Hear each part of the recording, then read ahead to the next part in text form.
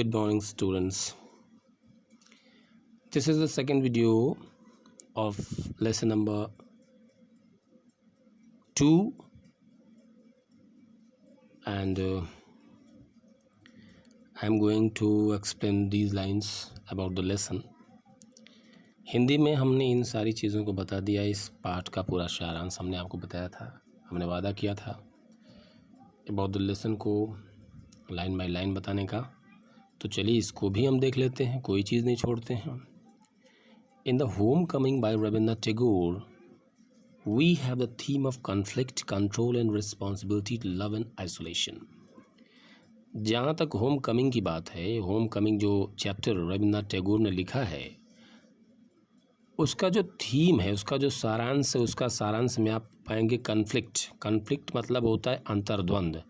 मैंने बताया था अंतर्द्वंद is a situation, means conflict is a situation in which you are not able to take any decisions. अंतर्द्वंद एक ऐसी दशा होती है मन की जिसमें आप निर्णय लेने के कंडीशन में नहीं होते। कंट्रोल मतलब क्या होता है? कंट्रोल करना, संयम करना। रिस्पॉन्सिबिलिटी मतलब क्या होता है? उत्तरदायित्व। Love and isolation. Love and isolation, love and isolation. Love means क्या होता है? प्रेम। आइसोलेशन मीन्स क्या होता है? एकांत, अकेलापन। तो इन सारी चीज़ों का समावेश आपको रविन्द्रनाथ टैगोर की इस चैप्टर होम कमिंग में आपको मिलेगा।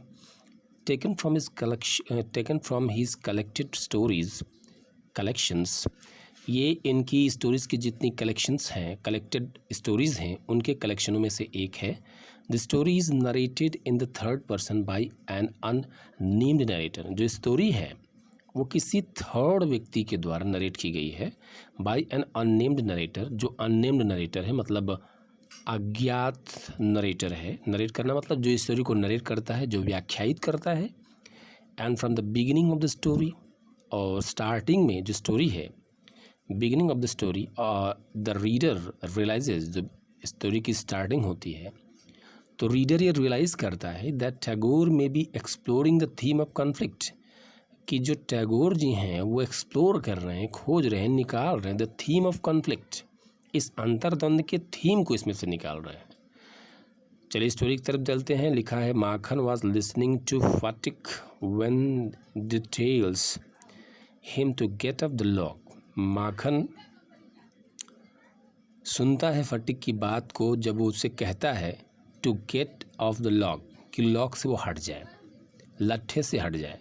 फटिक इज़ वन, फटिक एक ऐसा व्यक्ति है, एक ऐसा बालक है, who is blamed for heating his brother, जिस पर ये दोषारोपण आता है। किस चीज़ का दोषारोपण आता है? ब्लेम किस बात का आता है? फॉर हीटिंग हिज ब्रदर, कि वो अपने ही भाई को पीटा, मारा। एंड ब्रिंगिंग कन्फ्लिक्ट, और ये कन्फ्लिक्ट उसके दिमाग में आ जाते हैं। ये कन्फ्लिक्ट, इस तरह का जो अंतर्द्वंद, जो कन्फ्लिक्ट है इनटू द होम, इस तरह का झगड़े की बात घर तक जाती है। Phatik's mother lacks the responsibility that is required to raise Phatik, और फटिक की जो माँ है वो उस रिस्पॉन्सिबिलिटी से, उस उत्तरदायित्व से लैक्स थी, थोड़ी सी उसमें कमी थी इस उत्तरदायित्व की, दैट इज़ रिक्वायर्ड, जिसकी आवश्यकता थी, टू रेज फटिक, फटिक को ऊंचा उठाने के लिए। कहने का मतलब है कि फटिक को ऊंचा उठाने के लिए जिस रिस्पॉन्सिबिलिटी की, जिस उत्तरदायित्व की आवश्यकता थी, उस उत्तरदायित्व की कमी फटिक के माँ में थी। कहने का मतलब फटिक की माँ ने उस हिसाब से अपने उत्तरदायित्व का निर्वहन नहीं किया था जिस हिसाब से एक माँ को अपने बच्चे के लिए करना चाहिए। ठीक है, तो she likes he should go to Calcutta. वो ये चाहती थी कि वो कलकत्ता जाए विथ हिज अंकल, अपने मामा के साथ, जिनका नाम विशंबर है। एंड फटिक्स स्कूल डेज, जो फटिक की स्कूल डेज़ हैं इन कलकत्ता, और फटिक के जो स्कूल डेज़ हैं कलकत्ता में, उसका क्या हुआ? मान लीजिए वो चला गया तो क्या हुआ? Were also miserable occasion for him. वो एकदम मिजरेबल ओकेजन थे। ओकेजन मीन्स ऑल्सो मिजरेबल मतलब होता है कष्ट से भरा हुआ। फटिक के स्कूल के दिन जो कलकत्ता में थे वो बहुत ही मिजरेबल ओकेजन थे, बहुत ही कष्टप्रद अवसर थे। The unity that Phatik had in the village, जो यूनिटी, जो एकता, जो उसके गांव में फटिक को मिली थी अपने मित्रों के साथ, अपने दोस्तों के साथ, he does not have in Calcutta, वो उसे कलकत्ता में नहीं मिल पा रही थी।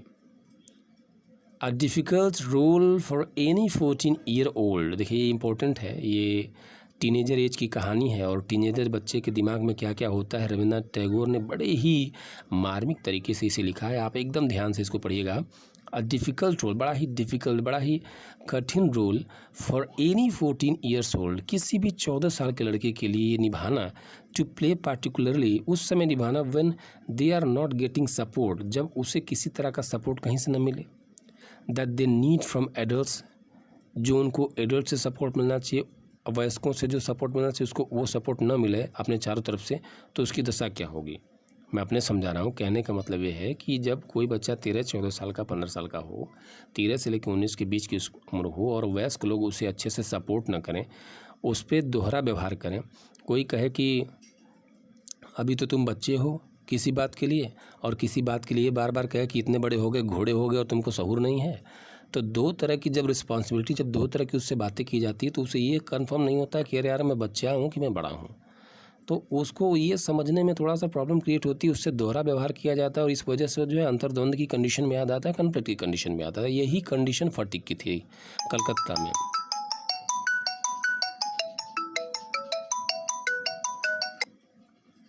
ठीक है। And Phatik miss the village, और फटीग अपने विलेज को काफ़ी मिस करता था। Phatik miss the village, Phatik village को काफ़ी मिस करता था। That is noticeable by the fact that he attempts to walk home to the village, जो कि बड़ा ही दर्शनीय था, नोटिसेबल था इस फैक्ट से, by the fact that he attempts, वो प्रयास करता था, to walk home to village, वो घर से गांव तक घूमता था, but instead manage to make himself sick, but इसकी वजह अब वो जो है कि यहाँ पर सिक हो गया था। ठीक है, दैट्स ऑल। ठीक है।